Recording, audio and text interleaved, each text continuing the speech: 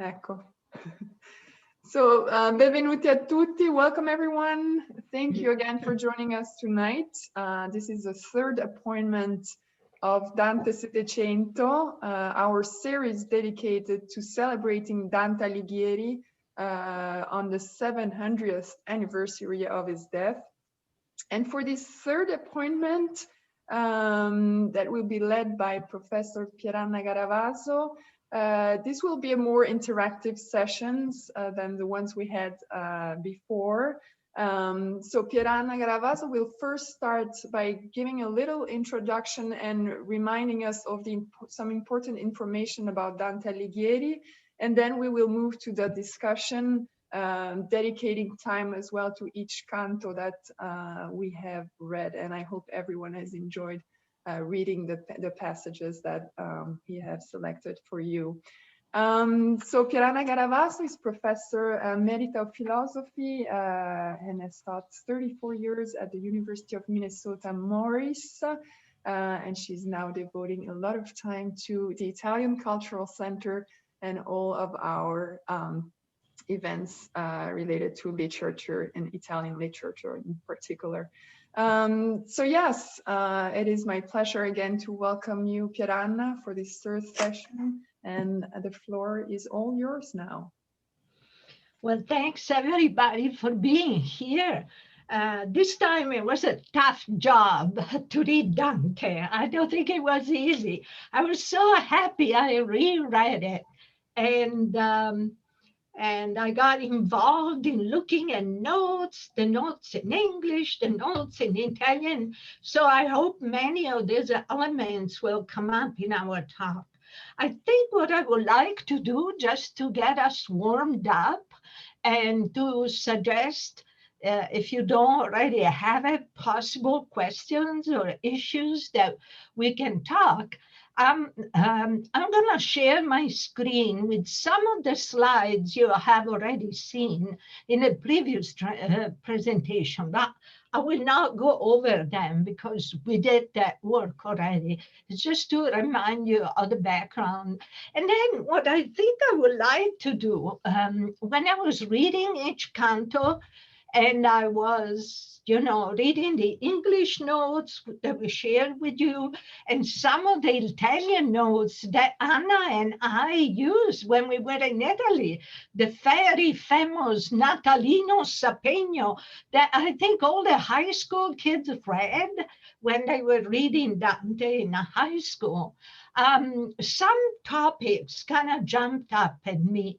And so I prepare a slide for each canto with some themes, but I do not want to talk about them. I would like you to talk, ask questions. We'll devote, maybe 20, 25 minutes to each canto and see if we have enough discussion or questions or comments from you.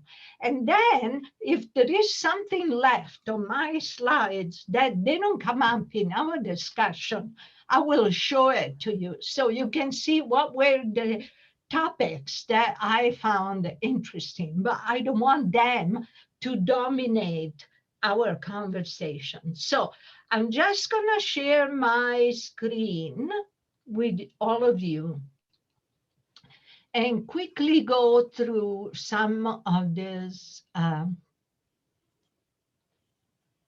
review. Okay, I would like my,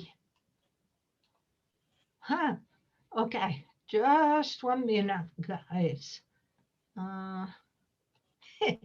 Sorry. In basso a destra, in basso okay, a destra. There it is. Now I can do it. Grazie, Tiziana.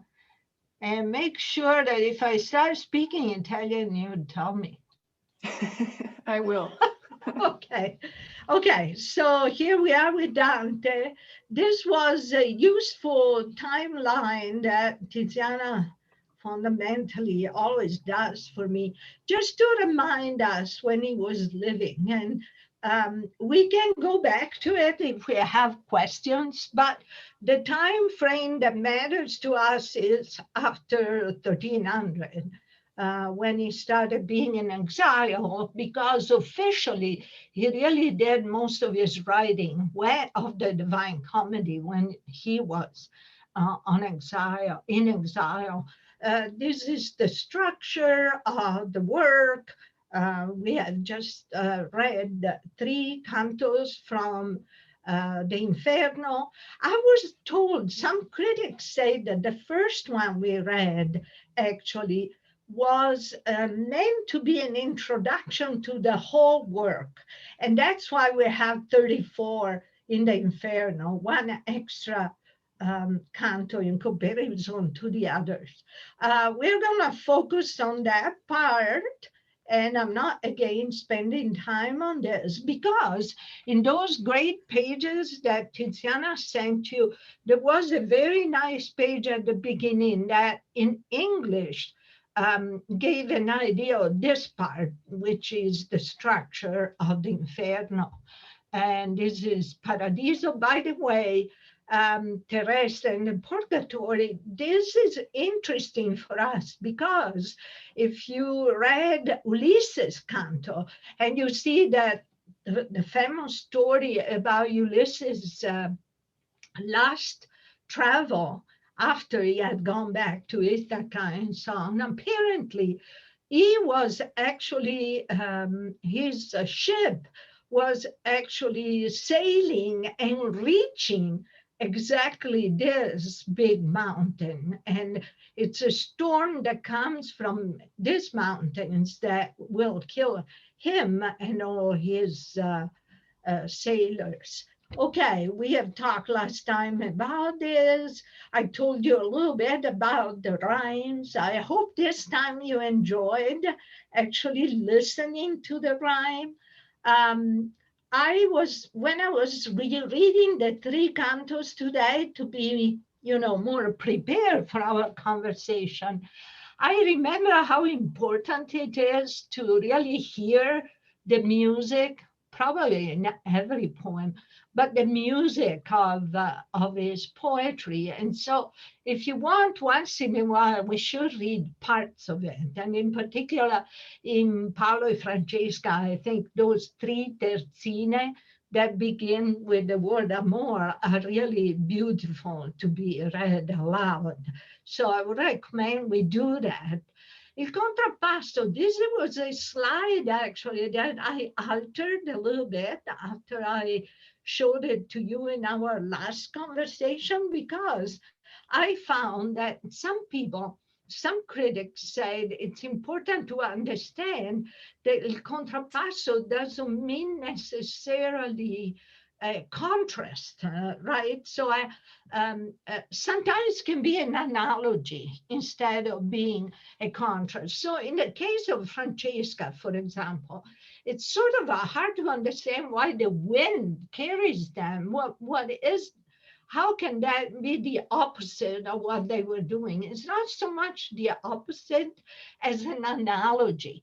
Just like in their life, they let themselves be carried by their passion. So now they are carried by the wind. So that's a different type of contrappasso, for example, than what you see with the gluttonous, that on the contrary are punished by physical pain, because gluttony is indulgence toward the body and the desire. So I thought it was important to make this distinction.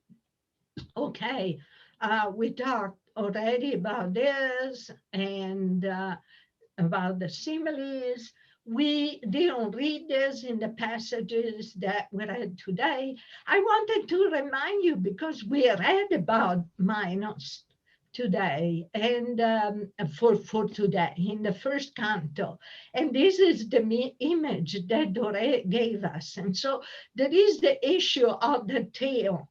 Does he roll the tail so many times so he has, 10 rings or 15 rings? Or is it that he has, that he wraps his tail several times, but not always around its body? I don't know if I'm making myself clear. Does he make 7 rings? or does he rap 7 times? So that's ambiguous in the poem. Okay, this is because if you ask me something about the Veltro, which I wasn't sure you would, an image of Can Grande della Scala may come handy to remind you of whom he was. Paolo and Francesca, of course, hopefully you read it. Oh, I shouldn't have shown you this. So let's just not share anymore. And let's start talking, if you're willing, on the first canto. And I'm happy to entertain questions or comments. What did you think? And in general, was it very hard? It was, I imagine. But I hope you got interested in it. I was hoping that those notes at the end of the canto might give you a sense of, I found that this author and translator was stressing some of the points that I found interesting when I was reading. So,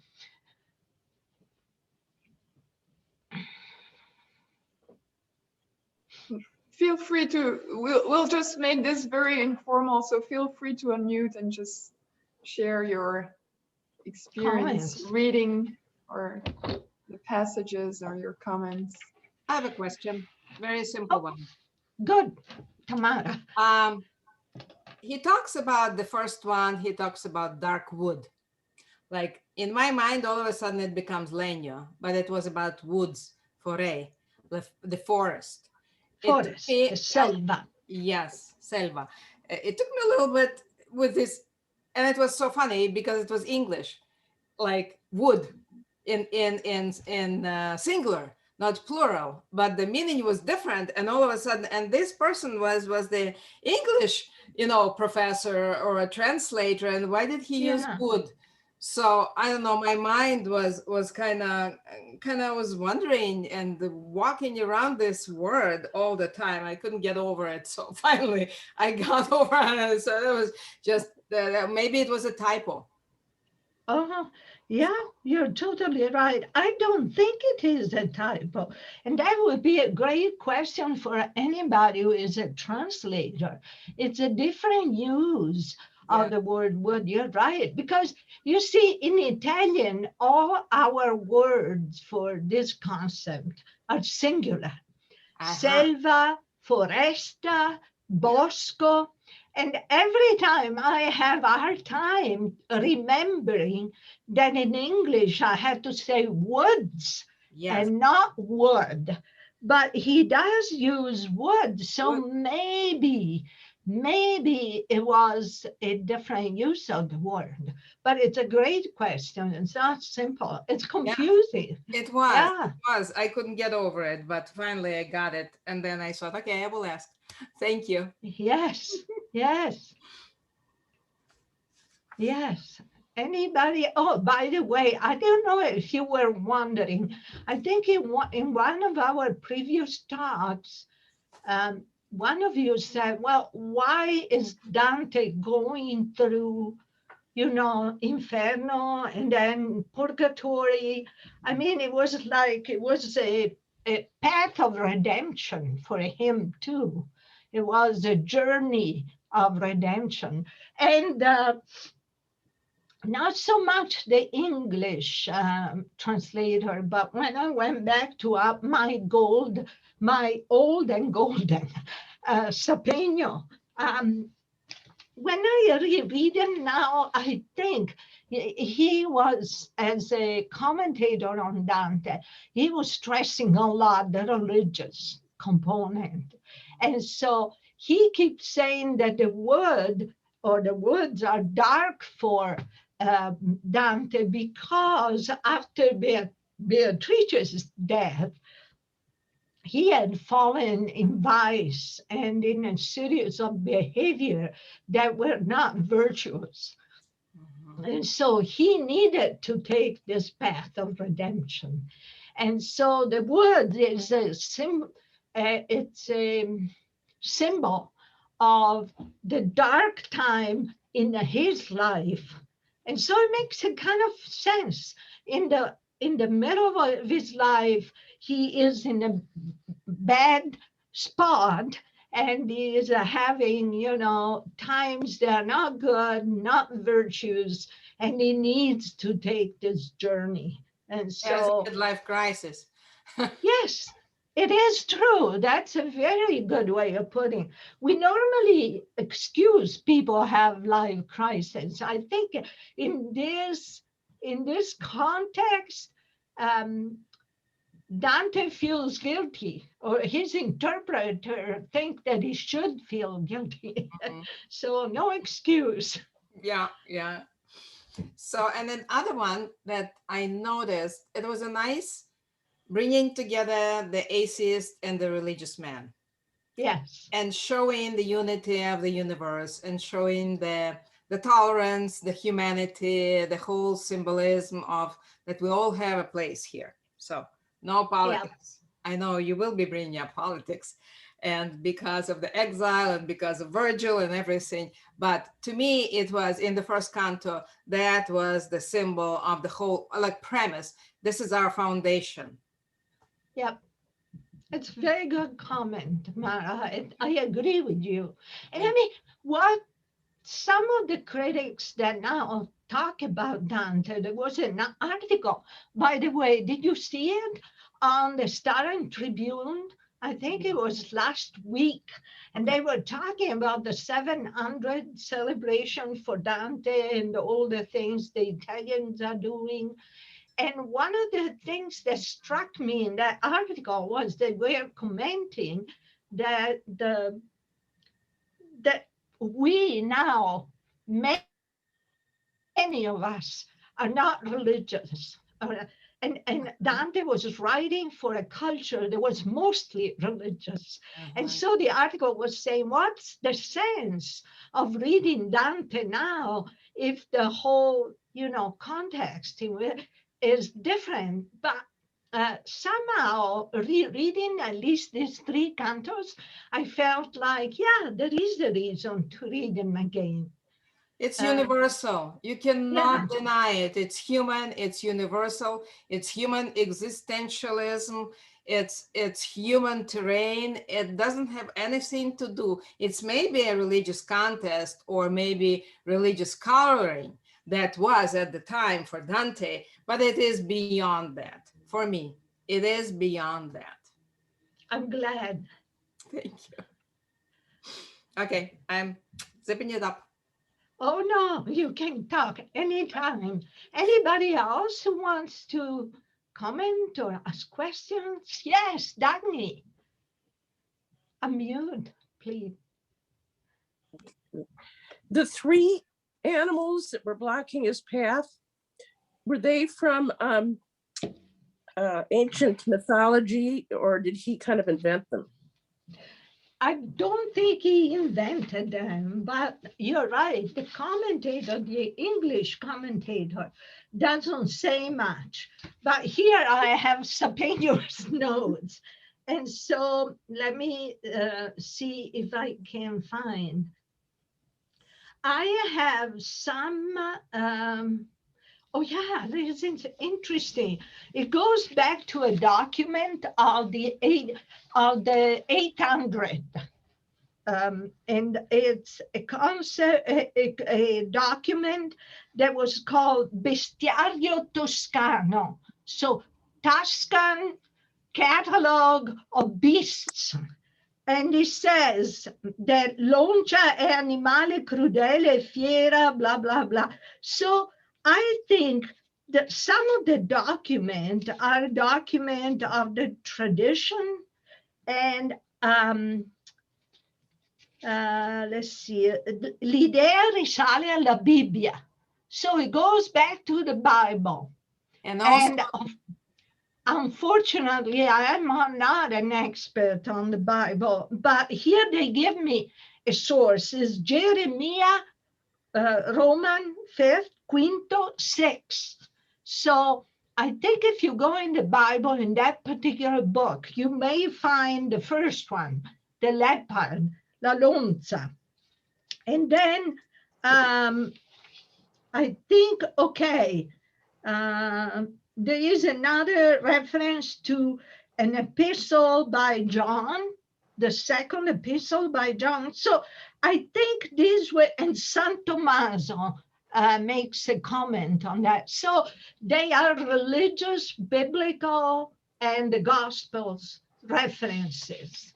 And I'm glad you asked that because I was curious too. He didn't make it up. Let me interject something. Yes. The bestiaries were the pagan, the pre-Bible. So Bible took from the bestiaries because they are the documents, and I've seen some, and they're not only Italian, in other parts of the world, they also exist, and they are pre-Bible studies, and then the Bible and the religion was using as since and taking the symbols of these animals. Good. Thank you, Tamara. Yeah, thank you. I'm glad this question came up, and I just kind of started thinking. It was before. Mm-hmm. Yes. First of all, what you said Jeremiah, but my book, I'm using a text that I bought in England many years ago, and it says Jeremiah 6, which is an incomplete reference. You had, I think, a verse.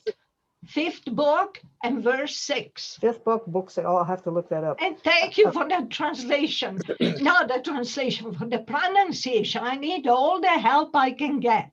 Well, I said Jeremiah. Jeremiah is the English way of thank you, and that's a helpful. I can give you the Hebrew one too. I thought it was interesting that one of in my book, which is published very early, mentioned that the reason for that odd beginning in the middle of our life was that that Dante was 35. Correct. And the Psalms from the Old Testament say that the life of a person is 70, which is 70 years. With that, so 35 would be in the middle of his life. Although the Psalm goes on to say, and if I don't remember the wording, but it's something about, but maybe even 40. So, but 10 is considered to be the average life of a person, the life one should expect, I guess. I thought that was interesting. That the note also said that there was another basis for this nel mezzo di cammino nostra vita, and it's a convito. Convito, does that mean anything to you? No. Okay, so this is a very old.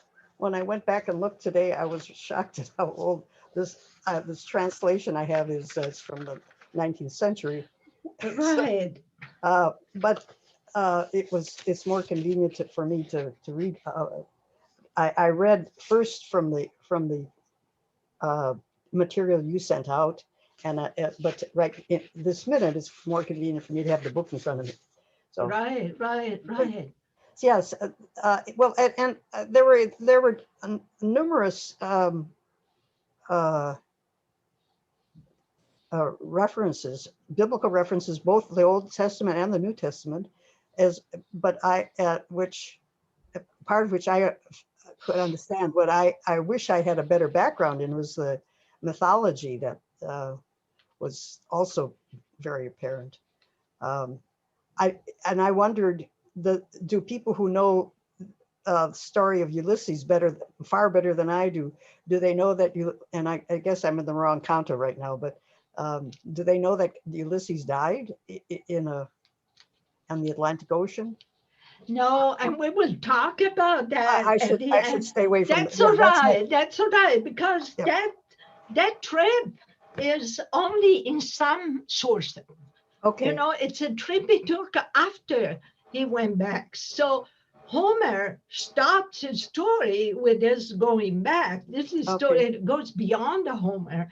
And so, but I want to go back to this. So I'm glad you mentioned. I wanted to say that in my notes, they give a source, this idea that 70 was the average life is a doctrine I'm translating that is based on the authority of Salmi. And then I can give you, it's a Salmi 89:10. So 89 is the book and 10 Okay. is the verse. Yeah, you're And then it says in Latin, dies annorum nostrorum Septuaginta anni. So the duration is 70 years. yes. And then they say that these were ideas espoused by physicians and by Aristotelian physicians and philosophers. And this is a reference on some essay of Dante's philosophy. So it's an idea that was pretty shared, I mean, by Yes, this. yes. But it surprised me for being so high. Didn't surprise you? I mean, we think life expectancy extended, right, a lot. So now we talk, I don't know, with our financial advisors who tell us that we have to plan to live to 95 years. And I say, there's no way. What are you saying? Oh, my family, never, nobody got to the 90s. But that's what now they think. But 70 seems very high to me for Dante's I life. think I think that, by the way, the Psalms, in my Bible, it's Psalm 90. Okay. There's different numberings. It's not what a right or wrong. There's just different numberings. So it's either Okay. 89 or 90 verse 10. Okay. I think, and this is just my guess, that I think average lifespan even 100 years ago was in the 40s or 50s. But the mortality was mainly in the very young. There was infant mortality was very high. So Yeah. I think this sounds it's very foggy in my mind, but it seems to me that's what I read many years ago. So if you survived childhood, you could live we know many people live to a ripe old age. So I think that's how you get to what you find. And I agree with you quite on how could you talk about 70 that many years ago, but I think they were talking about those people who survived. They didn't know about averages, So. You're right. You're right. Plus, they were clearly privileged, or they were people who had a good life. Yes. They were people that Yes. they could reach. I mean, they weren't the poor who were working, Yes. hard. I think that's right. The people who ate vegetables instead of just. Right. Right. Other comments or questions or reaction to this first canto? I want to keep track of time, and then I'll show you some of the things that interested me. But I would love to hear from you.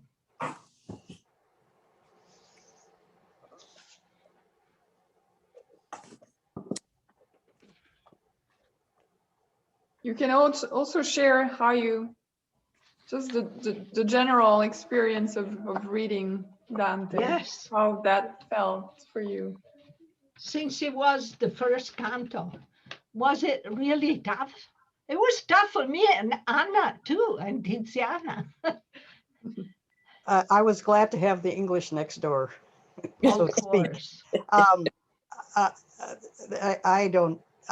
was surprised. I remember the first time I read this many, many years ago, and I now recognize more Italian words, but by no means, maybe 50%, maybe. But what I enjoyed very much, and we were talking about the Bible. You don't find this in the Bible. The Bible poetry is not based on rhyme, and what is very nice about Dante is as you mentioned. The music of his language. I think that's the nice way to say it. That was enjoyable. Sometimes I didn't understand at all what I was reading, but I can go right to the opposite page to find that out. But the music of the language, the rhyming, was a real pleasure. Oh, I'm glad. And you know, I'm glad, sorry to interrupt, I'm glad you mentioned this, Elaine. And I was thinking, Piranha, before we move to the next canto, would you mind reading kind of Oh, yes, that would be very the nice. first lines of the first canto? Sure. This, I was not very good in memorizing when I was a kid, but for some reason I memorized the first 2 or 3 terzine, and that's something I still remember. So, nel mezzo del cammin di nostra vita mi ritrovai per una selva oscura che la diritta via era smarrita. Ah, quanto a dir qual era, è cosa dura esta selva selvaggia e aspra e forte, che nel pensier rinnova la paura, tante amara che poco è più morte. Ma per trattar del ben che io vi trovai, dirò delle altre cose che io vi ho scorte. Io non so ben ridir come io ventrai, tant'era pieno di sonno a quel punto che la verace via abbandonai.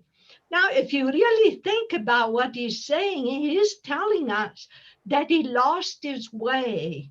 And this whole idea of sleep and losing his way because of sleep is another way of talking about sin from his point of view, because sometimes we commit sin or we do a behavior that is less than virtues because our mind is foggy, because we're tired, or because we allow ourselves to be a little bit confused. And so that is all an allegory for his, you know, for his guilt in falling in that.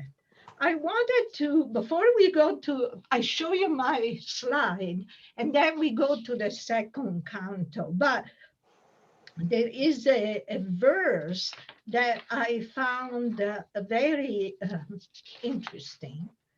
And now I lost it. So, oh yeah, it's verse 90.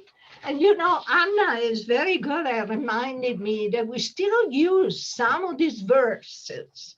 And I love to point them out to you because contemporary Italian do use some of these verses. And I think it's probably, I don't know if in English something similar happens, maybe in British culture, they might have some lines that come from Beowulf or Chaucer or Milton, but Dante or the Bible. But for us, the Dante is the text that we remember, right?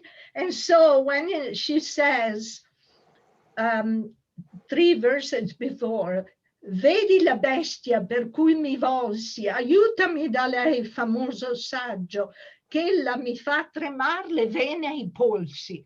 That expression, di far tremar le vene ai polsi, is an expression that we still use, often ironically, for something that scares us. And so I thought you would enjoy that. Okay. If you are okay, I'll show you my notes. And you know, it's very hard for me to shut up. I enjoy talking about this stuff so much that it'll be hard for me. Let's see, current slide. Okay. Okay, so some of the things that I remember when I was reading, one I told you already, why does Dante needs redemption? The dating, we don't know for sure if he started the 25th of March or the 8th of April. And then some symbols that were very interesting. What is Dante after overcoming or passing through the 3 fierce beasts? There is a sunny hill, and he talks about the sun, making, bathing this hill and so on. There is a lot of discussion about what this sunny hill was. And it's not purgatorio. They decided in the interpretation that it was the life of virtue, and that he could have, he could have gone up to it had he been a virtuous man, but he was not a virtuous man anymore. And so one of the point of this symbolism is that he can't address or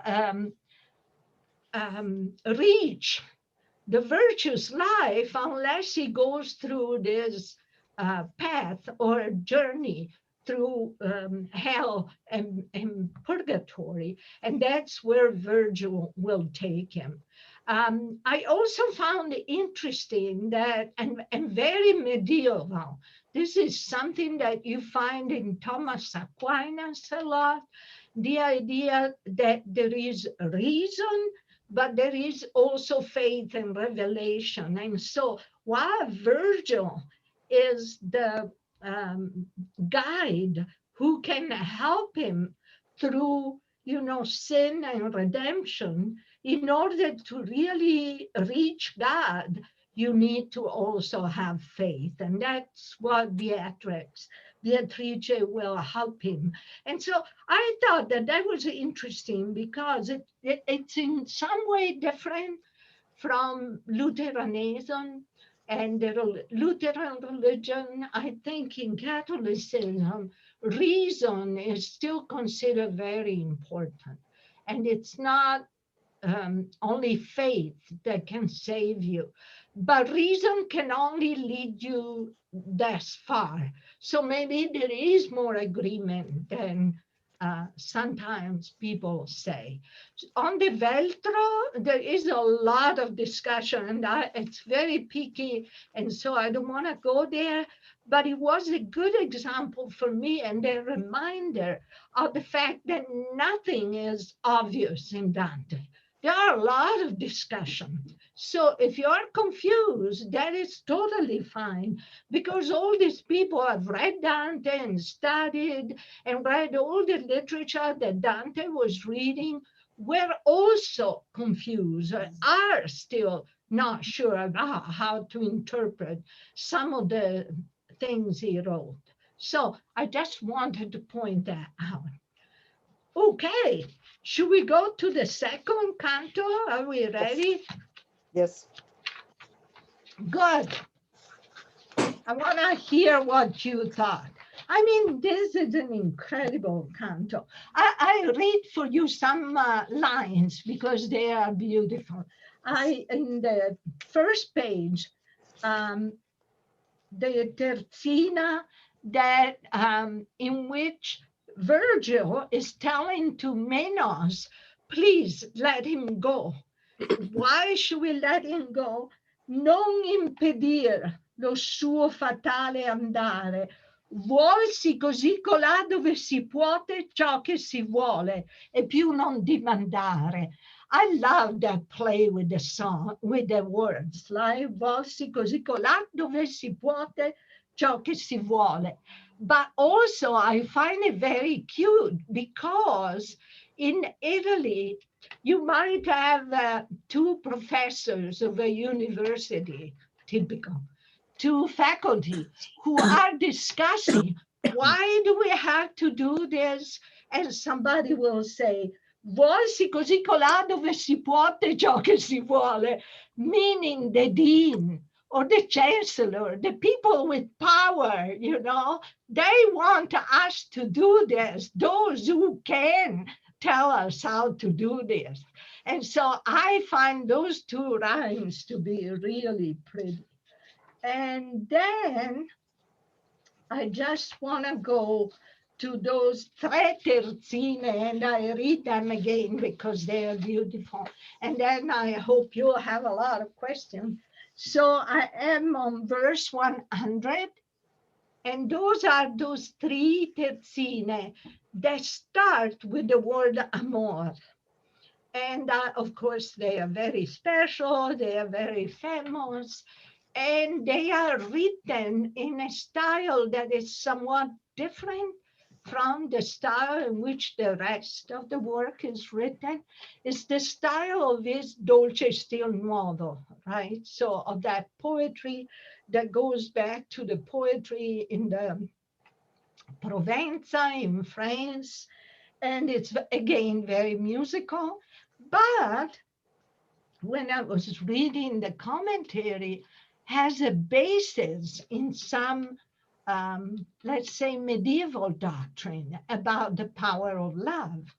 Okay, so here are the terzine. Amor, ch'al cor gentil ratto s'apprende, presi costui della bella persona che mi fu tolta, e il modo ancor m'offende. Amor, che nulla amato amar perdona, mi prese del costui piacer sì forte, che come vedi ancor non m'abbandona. Amor, condusse noi ad una morte, Caina attende chi vita ci spense. Queste parole da loro ci furono porte. È proprio, it's the apex, the nadir, the zenith, I would say, the poetry in this canto. So, what did you think?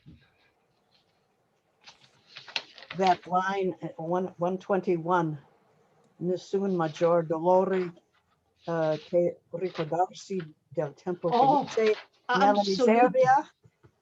That I think we say something very much like that, and it might be from Dante in English. Good. I just know I know I've heard it someplace before, not necessarily in Italian. No, you're right. And if you remember, well, sorry, I'm presupposing, but when we gave our Circolo Letterario on Natalia Ginsburg, she had a line just like that, in which she says that it's nothing so painful as to remember the good times when you don't have them.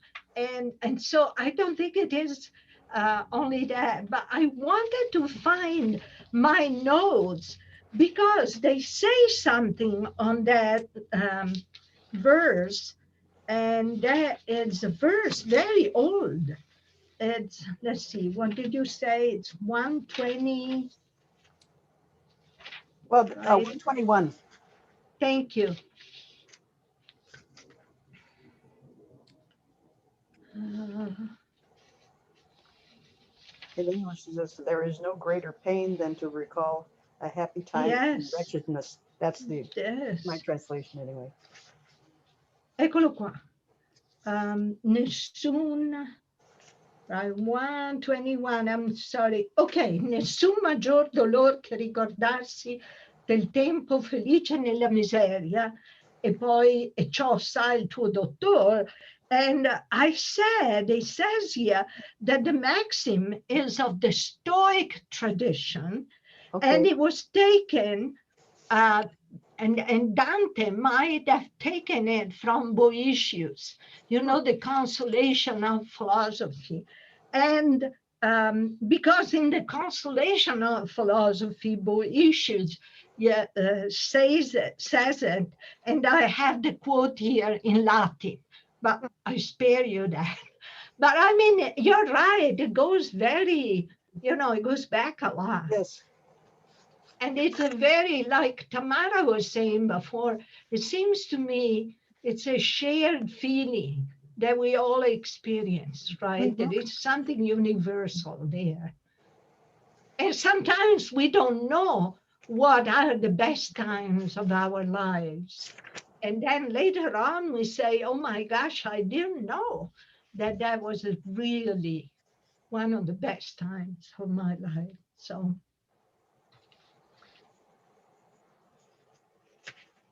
Questions or comments from you? I have a question. Yes, Colina.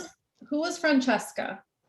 Good, perfect. So Francesca da Rimini was actually a woman, of course, but she was a from a very good family. And let me go there because I have a lot of notes on her.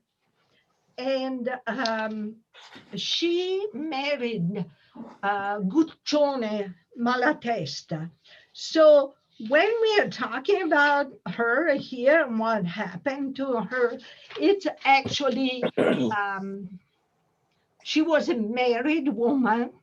And the whole idea was that she fell in love for the brother of her husband, which was this Guccione, I think Guccione Malatesta, who had a limp and he had some other disability or physical disability.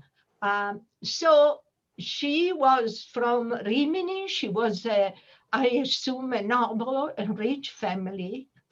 And the funny thing about which I was reading, and I love to share this, is that Dante presents her as falling in love for Paolo, for this brother of her husband. And the representation in some ways is full of compassion. We can say that, I think. He may not condone her behavior because he puts her in hell. So there is no condoning. But there is a lot of the element of compassion. Yes. But some of the commentators in particular say there shouldn't have been any compassion because Francesca was a married woman. She had 2 children, and Paolo also had a wife and children. And so you see a different approach from those critics who read Dante and they say, no, I don't want to be brought in, or I don't want to be enticed into this compassion. But to me, reading it carefully, there is the element that Tamara was saying about love, but there is also not love, about the universality of the human feelings.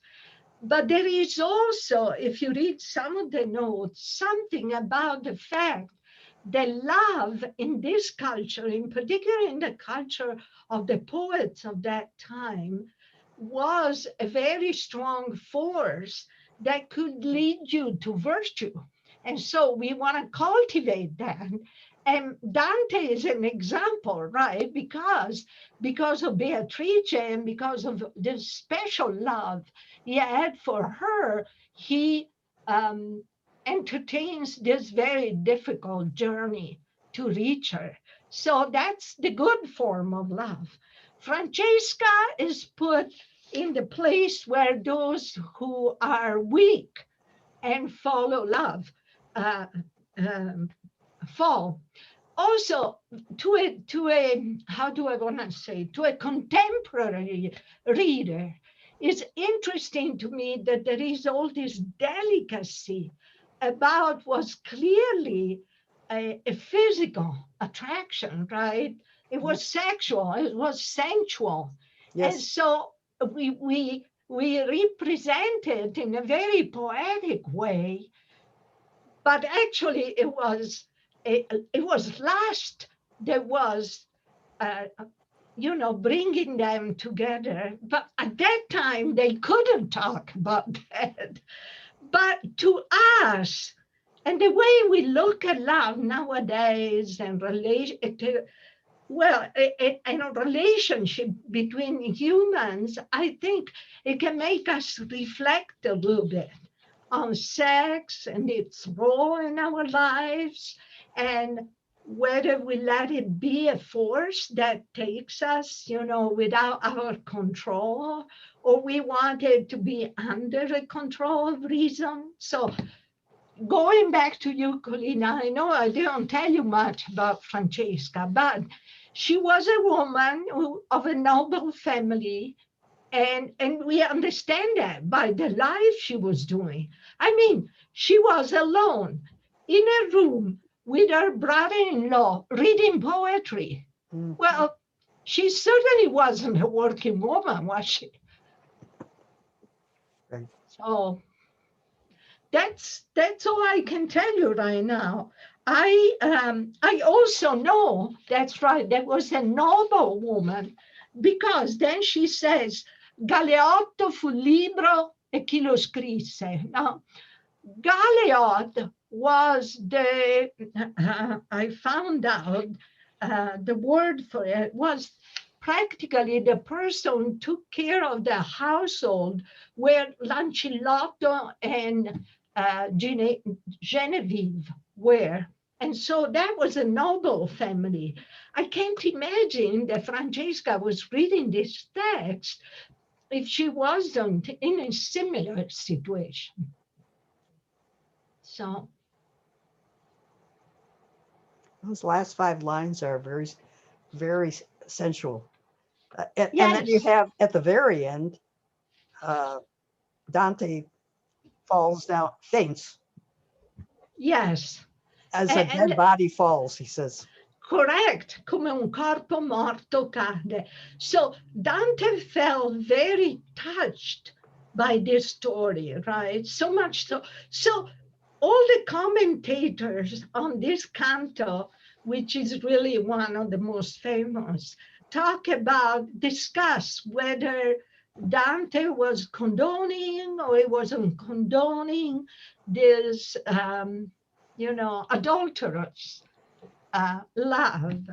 And I think rereading it, it seems to me that there are both components, right? There Yes. is clearly the component of understanding them. He must have been a man who knew what, both sensual love and let's say platonic love. He was 35, so it wasn't a teenager. He's presenting himself as a mature person, but at the same time, he thinks that they did commit his sin. And, they hurt some people, I'm sure. And so that element doesn't allow him to say, Francesca, you're just fine. The commentator points out that there isn't really, in a sense, a word from him of saying, I feel so bad for you, right? But then there is that ambiguity I thought about. They are condemned, but notice they are condemned together. The other sinners in the canto are individuals. Dido, Semiramis, they are singular, they are alone. Paolo and Francesca are together forever. As beautiful image of Dore shows you. So to me, that's one way to comfort them too, And she does say, and you can see that this love is still carrying us, right? Amore, e come vedi ancora non mi abbandona. So it's a love that still is with me. He is still with me. And so I find that in that there is a sort, not condoning, but a sort of compassion that she is still with them at least, right? Even in their damnation. So, okay. Any other comments on this one? Should we go to Ulysses? Yes. Oh, no. Yeah, I was going to say, do you want to share your Yes, I do. presentation? And I'll try not to be too chatty about it. I get so excited. I'll show you the next one.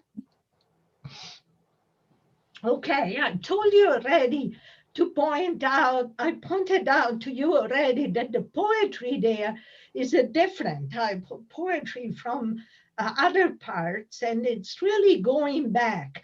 And I find very interesting that some of the poems that I read for you in the first talk I gave you on Dante, Amor che al cor gentil ratto s'apprende, some of these rhymes really reflect some of the rhymes that Dante wrote in the Convivio and Guido Cavalcanti, also wrote. So you can find some verses that really mimic this. Ravenna, Francesca da Rimini and Ravenna are very close. Ravenna, when Dante was writing, was on the sea. It's not on the sea anymore. And there are some Byzantine mosaics there. They are the most exquisite I've ever seen. And if you go back to Italy, people don't go very often to Ravenna, but I would recommend to go there because it's beautiful. And interesting enough, Dante was buried in Ravenna. His remains are there, and Ravenna has never wanted to give them back to Florence. Elaine talked already of the memory of good times. I wanted to say one thing about in this canto. It seems to me there is a ambiguous or ambivalent position toward poetry and literature. I mean, it's poetry and literature that brings Paolo and Francesca to commit their sin. And so there is there on Dante's part a kind of a reminder that literature can have power to bring people to good things and to bad things. And I thought that wasn't obvious. Okay, I talk a little bit about the Galeotto. Here was an example of a, again, like I told you before for the Veltro, the fact that scholars are still arguing about the interpretation of Dante's text. And so if you go on verse 42, there is a period that in my Italian version, the one with Sapegno that Anna and I studied, is not there. And the reason is if you put a period, then the following verse is not connected with the previous one, but Sapegno, my interpreter, thinks that that's an absolute mistake. So I wanted you to know that it's interesting that people are still arguing about it. And clearly your translator doesn't agree with Sapegno because his version does have the period and Sapegno doesn't. Okay. We should go to Ulysses, right? And I want to see if you have good questions or comments. What did you think of this one? The beginning of this canto, by the way, is all sarcastic. Maybe it was obvious to you, but when, you know, it says, rejoice Florence and so on, it's pretty interesting because he said, godi Fiorenza, poiché sei sì grande che per mare e per terra batti l'ali e per l'inferno tuo nome si espande. So it's like, rejoice because you're so famous all over the seas and the ocean and in hell. Your name is well known. So there is the first two verses are like, you know, boasting and then boom, going down to a hell. So it's very sarcastic. It's interesting.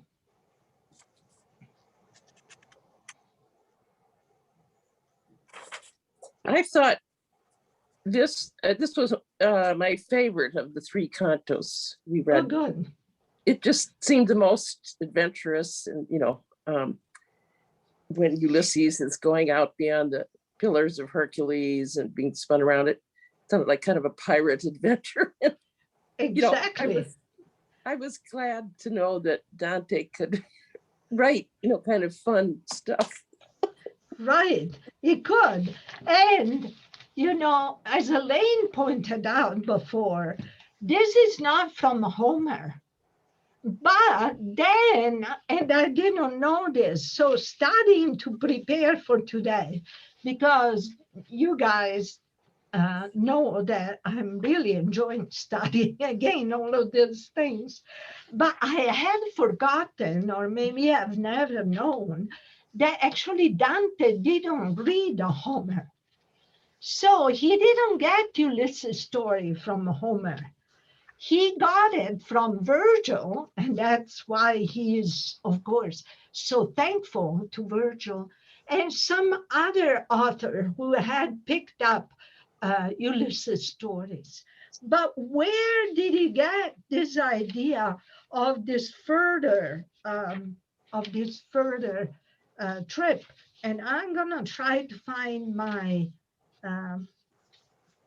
sources about this. Okay.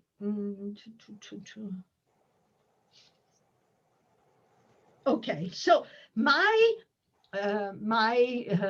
expert, let's say, says Dante surely, totally, for sure ignored the Homeric poems and also the summary of those that were studied in the medieval schools. And he also didn't have access to some of the novels that were written to talk about. So this happy ignorance, he says, probably gave him a much wider margin of fantasy, just like you say, Daphne, allowed him to have more imagination and make up these stories. But then there is a place in Ovid where there is a story about some sailors that were already old. I mean, one of the elements that I think is so entertaining, right, is that Ulysses is there, and there is that very moving, you know, he realizes that he's doing something wrong, and he said that it's the second terzina. It says, quando mi dipartì da Circe, che sottrasse me più d'un anno, sorry, it's number 90, I should have said. Mi dipartì da Circe, che sottrasse me più d'un anno là presso a Gaeta, prima che si Enea la nomasse. Né dolcezza di figlio, né la pietà del vecchio padre, né il debito amor, lo qual dovea Penelope far lieta, vincer poter dentro da me l'ardore ch'io ebbi a divenir del mondo esperto e degli vizi umani e del valore. Misi me per l'alto mare aperto con solo un legno e con quella compagna picciola dalla qual non fui deserto. L'un lito e l'altro vidi infin la Spagna, fin nel Marocco e l'isola dei Sardi, e l'altra che quel mare intorno bagna. Io e i compagni eravamo vecchi e tardi, quando venimmo a quella foce dove Ercole segnò i suoi riguardi. So, vecchi e tardi, they were old and slow.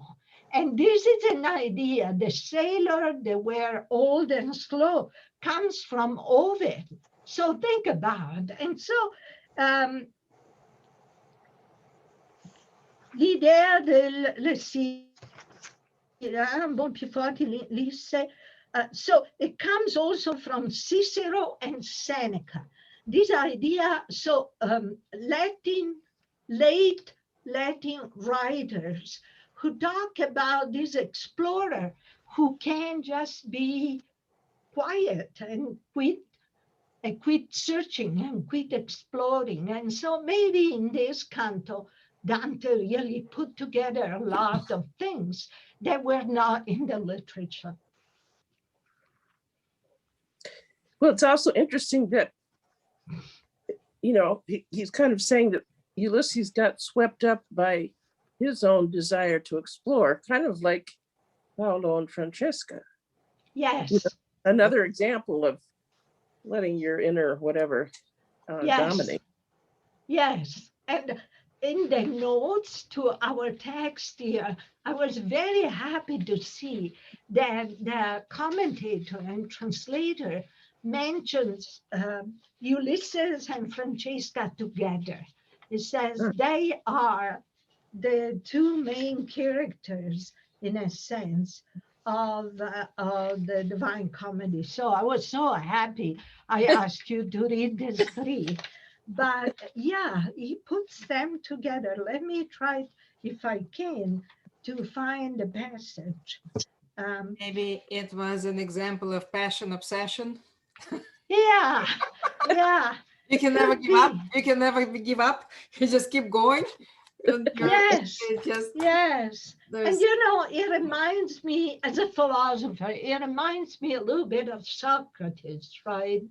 Plato represents Socrates as being so anxious to teach and to talk and to discuss that he leaves Xantippe at home to take care of his children, right? So you have that same element, and here Ulysses confesses to have left his son, to have left his aging father, and to have left his woman who waited for him 10 years. And still he could not stay put and spend time and help them. He had to go. Of course, then Dante says, you know, when he does that incredible talk to convince his old and vecchi e tardi companions to go, he said, non vogliate negare l'esperienza di retro al sol del mondo senza gente. This is after 110.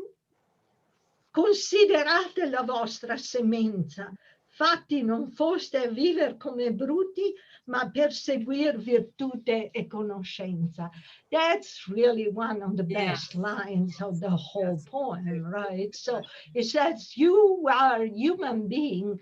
Think about why you were generated, where you come from, and you were made for knowledge. Virtue, he first put virtue and knowledge. Now, it could be argued the virtue was also staying home and helping Penelope and her son and his old father, but that's a different reading. We can, you know, discuss that. Maybe Dante might have agreed. So those are among the prettiest verses. That's the curiosity, and that's the fire that keeps us going and burning, and you know, the knowledge. This is what brings us to hell. That's right, because symbolically his ship got to purgatory, the mountain, supposedly, you know, because of how they thought the earth was all on one side and the rest was all water. So Ulysses sails to the purgatory. He reaches the purgatory mountain, but he can't go there because, of course, he's not virtuous. He had, I mean, he's punished. There is a beautiful listener there. He punishes with Colina. He's punished for being a fraudulent counselor.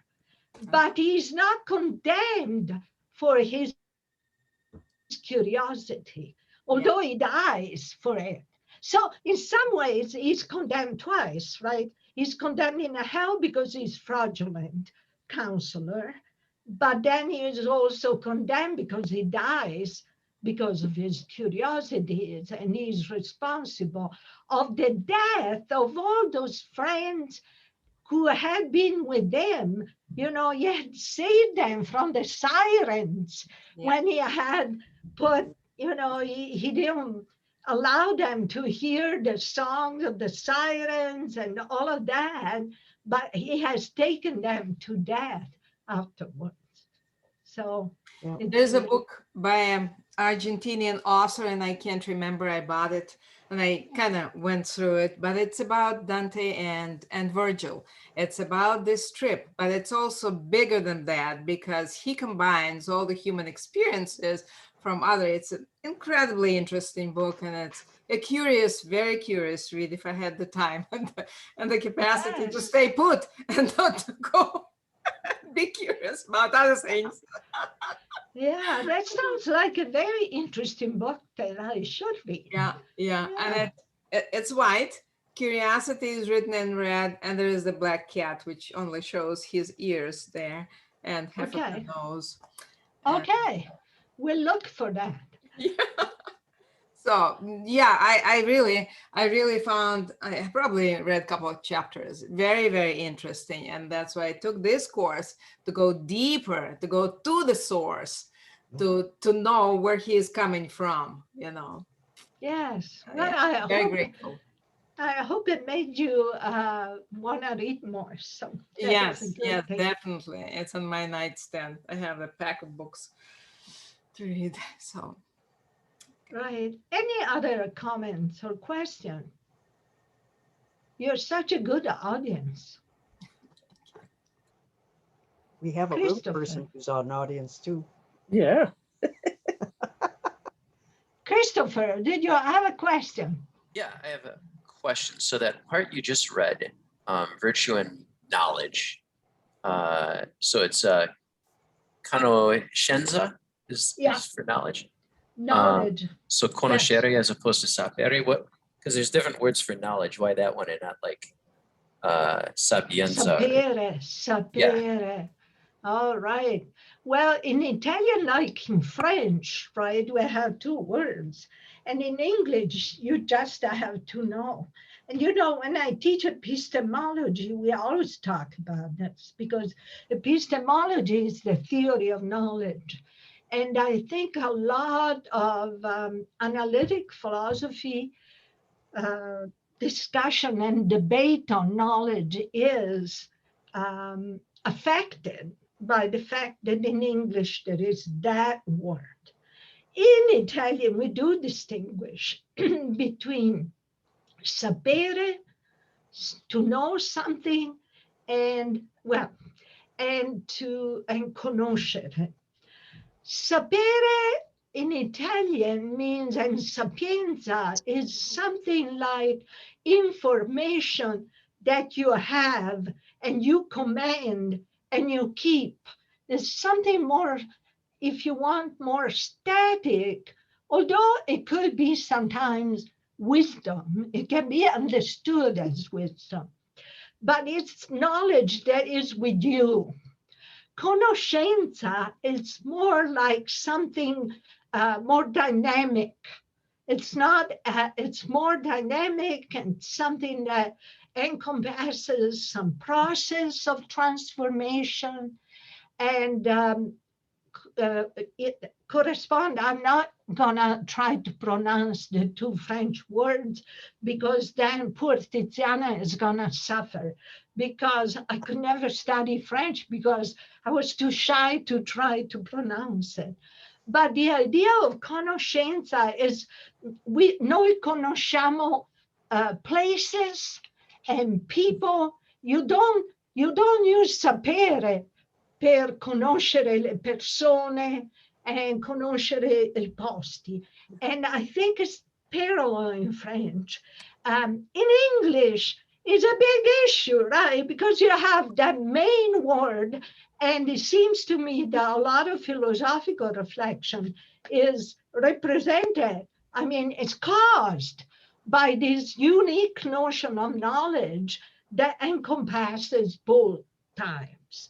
Here, virtute conoscenza, I think it's very important that you use conoscenza, not only because sapienza might not have been a good rhyme, but because it was that thirst for knowledge that it's dynamic.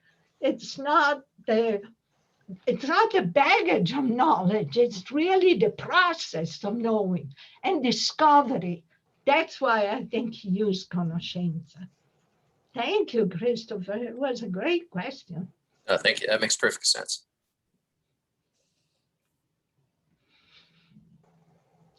Other comments or questions?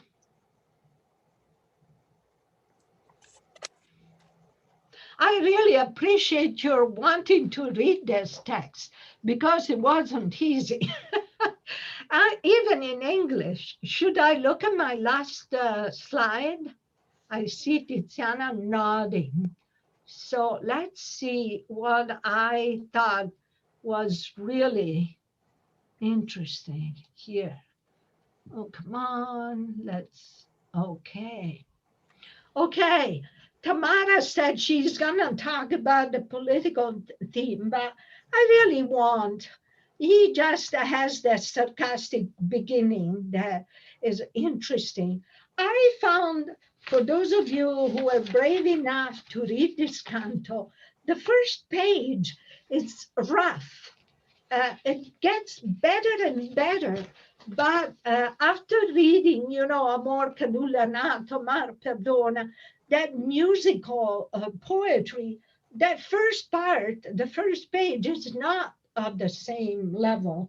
And maybe that's fine because he's talking about more not pleasant things. And the tone is very serious. And the canto before had been comic. And so maybe he needed to stress that. I think we talked about why Ulysses is in the hell. Christopher in particular now asking us about the choice of that word allowed us to talk about science and knowledge. Oh yeah, one little detail that maybe you might not have noticed, but in the dialogue, this is one of the few times in which Virgil says, let me talk with Ulysses. It's good that you want to ask, but you don't ask, I'll do. And so that really symbolically, and one point is because they are Greek, and my notes, Greeks, and my notes say because Greeks were notoriously in the tradition arrogant and not very nice. And so Virgil says, let me talk to them. And if you notice, he says, if I have gained any, merit with you, let me ask you what happened to you. How did you die? And here Virgil is, taking credit for having talked about Ulysses in his own poem, the Aeneid. But also it's a way of stressing once again at the end of the first cantica, the very important role that Virgil had in Dante's life. And then there is something, many commentators have pointed out that the way in which Ulysses is represented as such a hero is in honor of the dignity and, high level of humanity that the people before Christianity could reach. So in that sense, I go back to what we started at the beginning, to Tamara's comment. This is another example of the universality of Dante, the fact that he can represent, Ulysses is probably the character that Italians will remember after reading the poem. And it wasn't a Christian hero, it was a pagan hero. And so there is something very beautiful in that. And notice one last note. many commentators have pointed out that Ulysses hears Virgil's request, but he doesn't talk with him directly.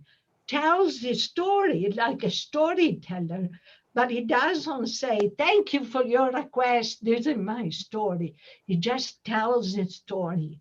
And that maybe indicates some way in which it's hard to communicate directly from people from different times, or just the fact that only poetry can fill this gap. You know, the storytelling, the poetry, Virgil poetry, Homer poetry can cross this enormous distance of centuries. So, any final word from you? How was this experience of Very reading good. the classics?